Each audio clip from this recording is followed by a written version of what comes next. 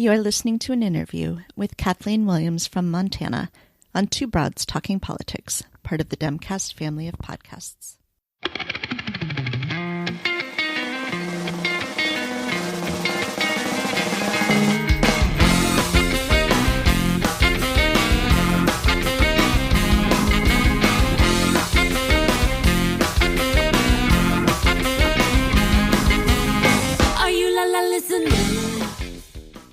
Hi, this is Kelly, and I'm speaking today with Kathleen Williams, who is running for Congress in the at-large district in Montana.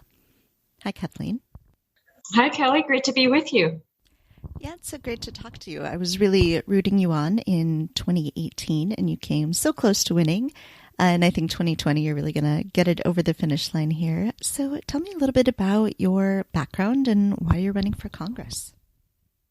Yeah, so I'm a 3-term state legislator. I've got a 37-year career in natural resources and conservation. My specialty has been in water, which means that I've spent a really long time bringing really diverse people together on issues that cut very deeply into culture and economics and family and heritage, and really finding win-win-win solutions. And that's great background for my legislative work and also, I think, for Congress. And personally, I'm the daughter of a World War II veteran, and my mother was from Blue Jacket, Oklahoma.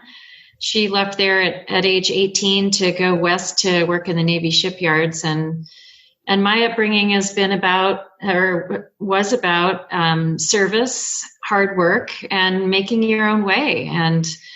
And so I've worked to reflect those values in my life, and I think they've served me well as I built my career, and am now turning to seeing if I can be helpful in Congress. So the reason I'm running is because I think Montanans are desirous of and deserve a true independent voice in Congress. I think true representation is few and far between. It's rooted in Montanans' hopes, struggles, and dreams, and someone that will put the hyperpartisanship aside and work with people of all political stripes on solutions for Montana and the country, and not be beholden to special interests. So it's about results and not playing politics. So I think you're starting to get at the answer to this question, but I find Montana such an interesting state. I think people think of Montana as a very red Republican state, but Montana has a long history of has a history of supporting Democrats. There's a Democratic senator right now. There have been Democratic governors. So how do you make sure that you're connecting with the people of Montana and hearing what it is that they care about in a place that maybe isn't so defined by party lines? Yeah, Montana, for many reasons, is known as the last best place. And frankly, I think it's also one of the last best places for politics. I don't know if I'd be in politics if it weren't in Montana, because people still vote for the person here. They vote for someone who they identify with, who they think represents their values, and they don't always vote straight party lines. So they are notorious ticket splitters. And one of the examples of that is in 2016, when Trump won the state by 20 points. We also elected a Democratic governor. We have a Democratic senior senator. And one of the other aspects about Montana is that Montana elected the first female member of any national legislating body in the entire world in 1916, before women broadly could vote. So Montana is a pretty incredible place for a lot of reasons, and a lot of it is that the politics are about real things, not just partisanship and party lines and partisan games. So that's, I think, part of what makes Montana different. And they're proud. I think they're proud of being ticket splitters, and they've got a strategy in mind when they vote. And I'm one of them. So it's a great place to run. So we know something about what the issues are that are important nationally, but what are the issues that are really driving the people of Montana right now? So I've built my platform from listening to Montanans, put 75,000 miles on my car between the last campaign and when the pandemic took off, traveling every corner of this 147,000 square mile state. And what they're telling me is that, number one, they want to fix to this patchwork of a healthcare system we've got.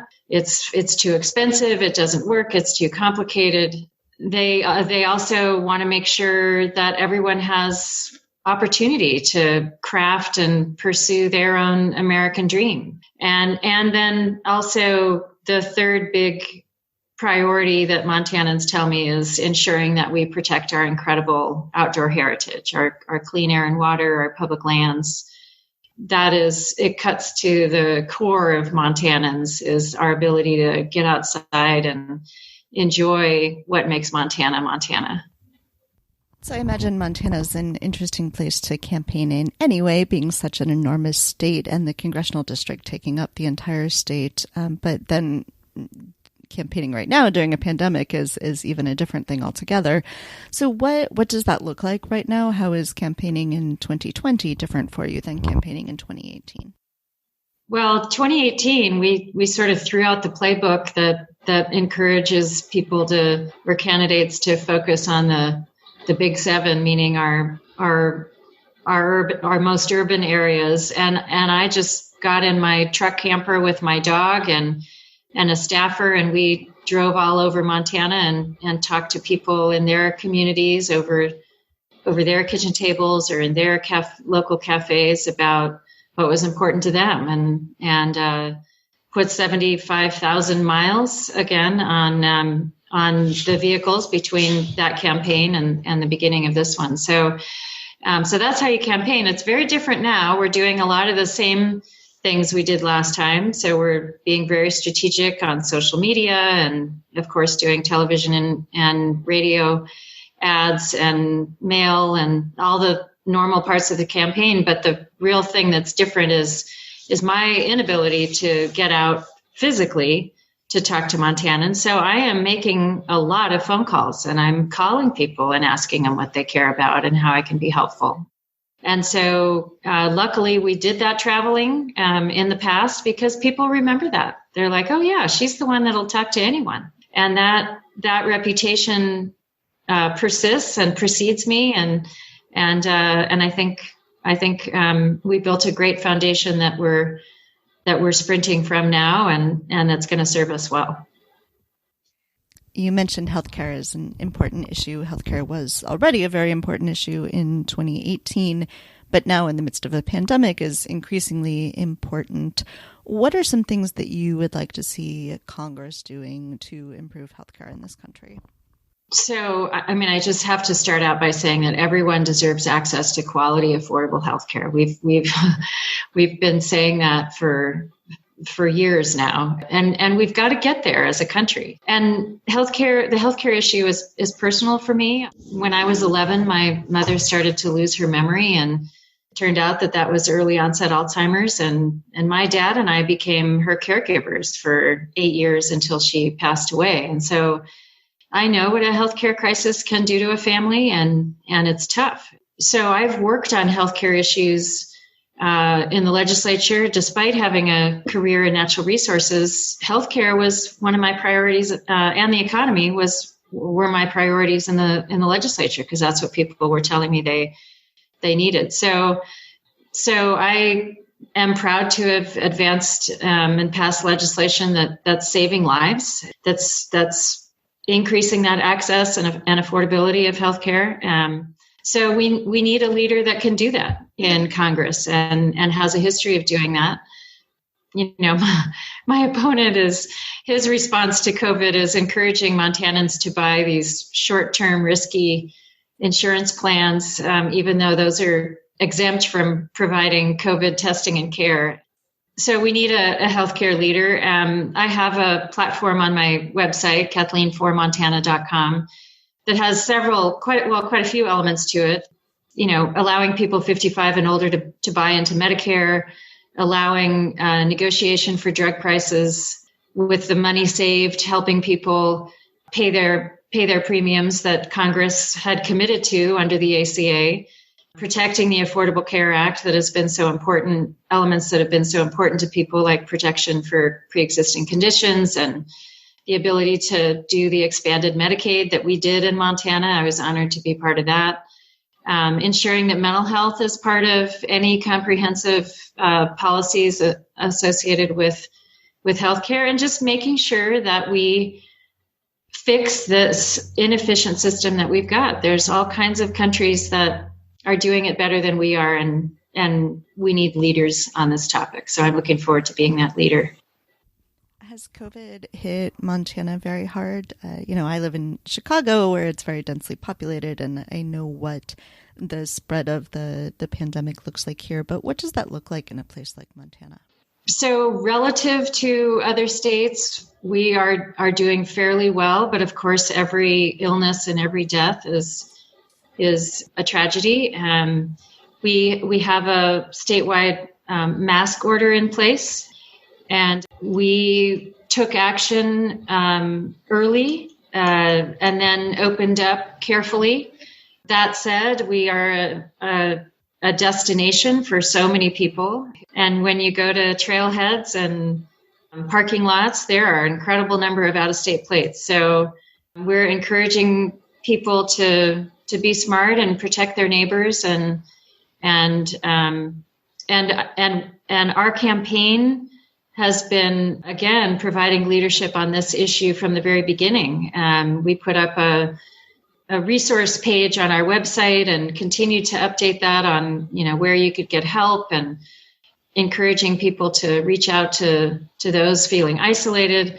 We continue to update that. I was calling for a coordinated testing program between federal, state, and local back near the end of February and early March, as well as PPE, and making sure that the relief programs for businesses and others had the transparency we needed to make sure that tax dollars, Montanans and others' hard-earned income that they provide for the federal government were going to the right places, and that we knew where it was going. And so, again, we've got a guy in this seat that you wouldn't even know he was there, because we're just not hearing any kind of leadership or any kind of strategy or any kind of communication, really, from the seat warmer in this seat that really Montanans deserve. They deserve a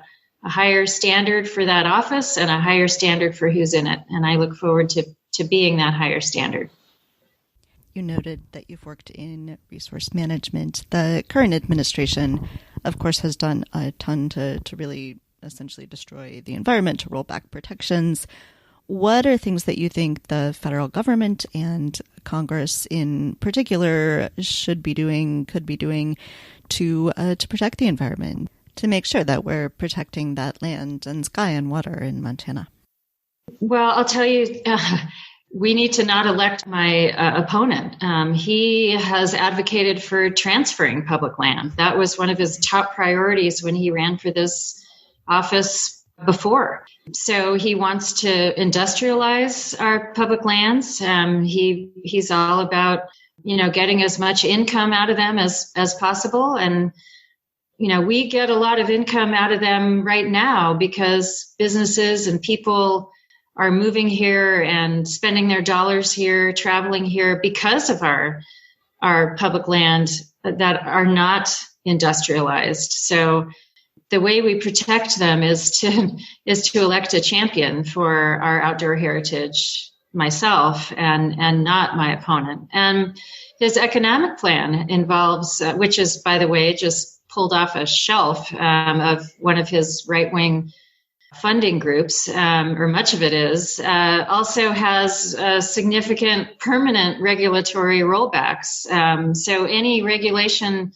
that doesn't speak directly to safety, he thinks should be rolled back. And some of those are businesses that have impact on the environment. We've given them discharge permits to discharge into rivers and streams. They wouldn't have to monitor their discharges anymore. I mean, so he would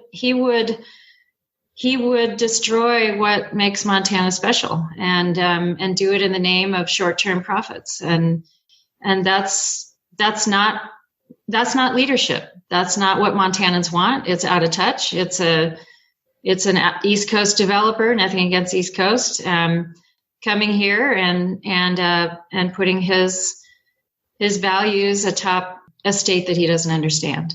So that's the very direct way of how we protect our public lands. If our listeners would like to help out your campaign, what are some ways they can do that? Well, there's lots of ways. Again, the website is KathleenForMontana.com. In a pandemic like this, I can't get out, or we're not getting out. So I can't talk to 100, 150 people all at once. I have to talk to people one by one. And so certainly contributions are helpful. There's a big red donate button on the webpage, but also people that are willing to talk us up to their networks to encourage additional contributions and spreading the word. We have people out of state that are making phone calls for us to Montanans, people that know me that have moved, but the more volunteers we have, the better. And with everyone going virtual now, even the volunteers can be virtual. So there's lots of ways to help us spread the word. We've got some great videos. Even my dog has her own ad, which has been incredibly popular. But people letting their friends know that Montana is in play, and we can win this seat if we've got enough people talking it up and ensuring that my opponent's attempts to try and reinvent himself are not going to work, and that we need to all make sure everyone can see through those, frankly, political climber antics. So, yeah. So I appreciate any help folks can provide. Are voters able to vote by mail in Montana? So Montana in the primary had the best of all possible worlds. We've voted by mail for a long time. A high percentage of Montanans have chosen to vote by mail for years, myself included. In the primary, the governor gave all the counties the option to do an all mail ballot election, but required them to, if they chose to do that, to allow for in-person voting and ensure that we still had same-day registration. So people could go to their courthouses. They were encouraged to vote by mail, but they could go. They could in person work through any ballot issues that occurred. If their mail-in ballot had been rejected, they could work through that with a person, and then you could still go the day of and register that day and vote. So that's in my mind, the best of all possible worlds. I hope that the general will be the same way. That all the counties did decide to do that in the primary, and there's just been a letter sent by, I can't remember how many counties, but basically asking the governor for the same thing for the general. So I'm hopeful that that's what we'll have. Is there anything else that you would like to make sure we talk about today? Just how important this election is. It's I think if I weren't doing this, I'd be wearing a hole in my rug, pacing in front of the TV, just being so frustrated and terrified for our country, really. So I'm running to be that true representative that cuts through the hyperpartisanship and focuses on policy and solutions. And that's what we need. We need people that are not in it for personal gain or partisan ideology. We need solution getters, and we need people that are practical and work well with others and know how to find common interests in unique areas. This country is so incredible. my father fought for it in World War II, and we need to get back to what makes this country so incredible. So I look forward to doing that. Kathleen, thank you so much for speaking with me today. We will put a link to your website and your social media up on our website when we post the episode so that people can find you, and I hope that they will help out with the campaign. Like I mentioned at the top, you were so close in 2018, and I really think this is the year. Yeah, we ran out of time. Yeah. Good. Well, thank you, Kelly. I appreciate the opportunity to be on your show, and thanks for what you do from one broad to another. All right. Thank you. Thank you for listening to Two Broads Talking Politics, part of the Dimcast Podcast Network. Our theme song is called Are You Listening? Off of the album Elephant Shaped Trees by the band Immunuri, and we're using it with permission of the band. Our logo and other original artwork is by Matthew Weflin and was created for use by this podcast. You can contact us at twobroadstalkingpolitics@gmail.com or on Twitter or Facebook at Two Broads Talk. You can find all of our episodes at twobroadstalkingpolitics.com or anywhere podcasts are found.